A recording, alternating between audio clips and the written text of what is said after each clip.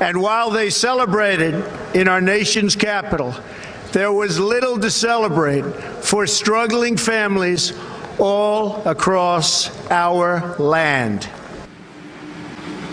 I have to believe, Josh, that resonated with a lot of people. People love to hate politicians, and they love to hate Washington. But Donald Trump didn't draw distinctions. The president didn't draw distinctions between Republicans and Democrats, and Republicans have controlled Congress now. Right. Well, that's exactly right. I mean, first of all, we should say that there's a bit of truth to what he said. Okay, there is corruption in Washington. The sort of way the town does business has sort of become disconnected from the real needs and aspirations of American people around the country. That's part of why he got elected. Yeah. Now, given that, if he wants to now, as president, implement that agenda, it's kind of weird, but he needs Washington to do it. He needs Republicans. He even needs Democrats sometimes. He definitely needs the people in all of these bureaucracies around town that are working for him, but are career people who have lived in Washington their whole lives, who care about America, who care about national security and the economy and jobs, to be on his team. That's the only way he's going to get all this stuff done. And he keeps insulting those people. And, those are the people that I talk to, people in the sort of State Department, Defense Department, intelligence community. Those that have been enriching themselves? No, those are the people who are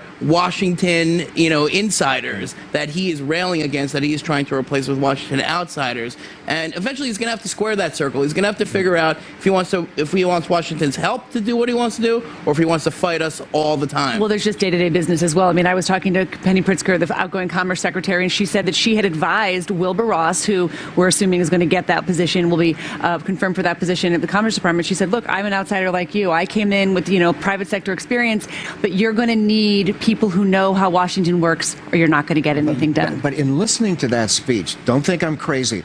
I think Bernie Sanders could have delivered most of that speech. Very anti-establishment, very much anti-free trade, wants to spend a lot more money on infrastructure. I mean, this was such a populist speech that certain Democrats could have made it.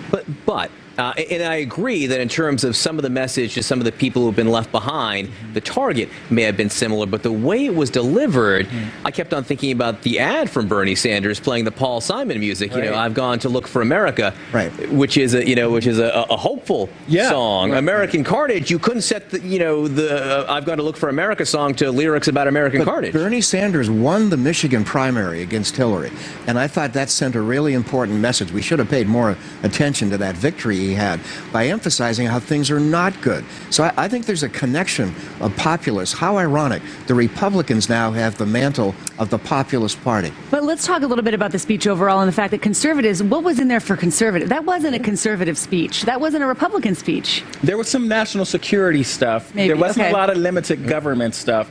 But there was quite a bit what I would have thought was pessimism. And I don't think conservatives or liberals are very interested in that. I think what people overall would like to see is what direction Donald Trump will take this country in that'll benefit everyone, not just people in those states that backed him. And there wasn't a lot of them. Look, he is on the record saying, I will never let you down. That is a really big, a high bar. That's a high bar. He will never let you down. And we're going to take that literally, seriously, and literally. In every which way. All right. Even as Trump was taking the oath, big protests unfolded around Washington, and now thousands, maybe tens of thousands, are getting ready to descend on the Capitol. They're going to be demonstrating. We're live on a bus heading to D.C. next.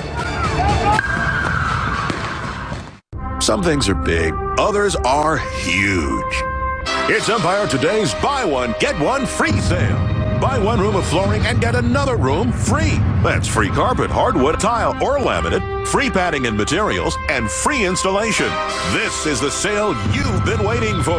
Empire's huge Buy One, Get One Free sale. Schedule a free in-home estimate now. 800-588-2300 Empire. Today. Which you are you? Be the you who doesn't cover your moderate to severe plaque psoriasis. Be the you who shows up in that dress, who hugs a friend, who is done with treatments that don't give you clearer skin. Be the you who controls your psoriasis with Stelara, just 4 doses a year after 2 starter doses. Stelara may lower your ability to fight infections and may increase your risk of infections and cancer. Some serious infections require hospitalization. Before treatment, get tested for tuberculosis. Before starting Stelara, tell your doctor if you think you have an infection or have symptoms such as fever, sweats, chills, muscle aches, or cough. Always Always tell your doctor if you have any signs of infection, have had cancer, if you develop any new skin growths, or if anyone in your house needs or has recently received a vaccine. Alert your doctor of new or worsening problems, including headaches, seizures, confusion, and vision problems. These may be signs of a rare, potentially fatal brain condition. Some serious allergic reactions can occur. Do not take Stelara if you are allergic to Stelara or any of its ingredients.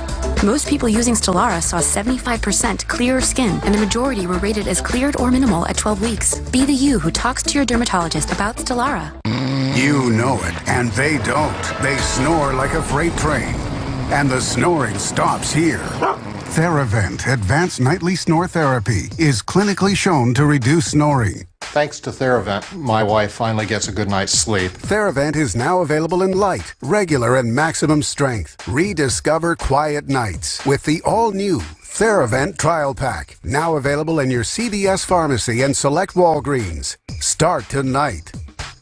Closed captioning brought to you by InventHelp. Call 1-888-909-4332. People ask me all the time, George, what do I do with my idea for a new product? I tell them, call my friends at InventHelp. Call for free information.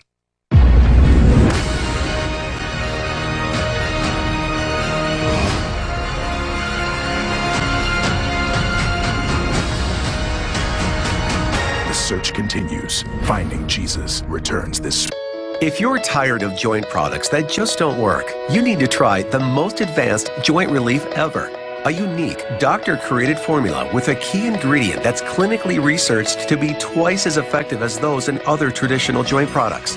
Introducing Instaflex Advanced. There's nothing else like it. You can't get faster, more complete relief for your joint discomfort, even your aching knees. We're so sure Instaflex Advanced will give you relief nobody else can match. We'll give you a free TV offer nobody else can match. Now you can try Instaflex Advanced free for 1 whole month. Text DECIDE to 321-321 now. Nothing else works to offer complete relief like fast-acting Instaflex Advanced. That's why it's the #1 selling joint formula at GNC. So why wouldn't you try Instaflex Advanced and enjoy 1 whole month of fast, complete joint relief for free? Text DECIDE to 321-321. That's DECIDE to 321-321. This is CNN, the most trusted name in news.